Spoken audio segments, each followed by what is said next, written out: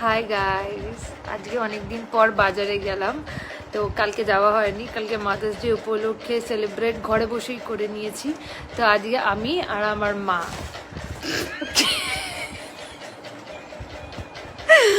পুরো short ready, একদম পুরো শর্ট দেওয়ার জন্য, ঠিক আছে? কিন্তু জানে না কি বলতে হবে আমার, পুরো রেডি শর্ট দেওয়ার জন্য। তার থেকে বলো মাকেই জিজ্ঞাসা করে নি, মা তুমি কিসের শর্ট দেবে একটু বলবে? দেখাও। মা লজ্জা পাচ্ছে। আইসক্রিম এনেছে আমার জন্য, না নিজের জন্য, সরি। আর কেক নিয়েছে আমার জন্য। অ্যাকচুয়ালি আমি আমার মাকে গিফট দেবো তা নয়, দুজনকে গিফট দিচ্ছি, মানে আমি মাদার্স ডে উপলক্ষে মেয়েদের দেওয়া উচিত না। ঠিক আছে, চলো আজকের জন্য এইটুখানি। আজকের জন্য এইটুখানি, আবার পরে দেখা হবে কোনো এক সময়। আবার মা আর মেয়ে মিলে ফানি ভিডিও নিয়ে চলে আসবো, আপনারাও আসবেন, আমিও এনজয় করবো।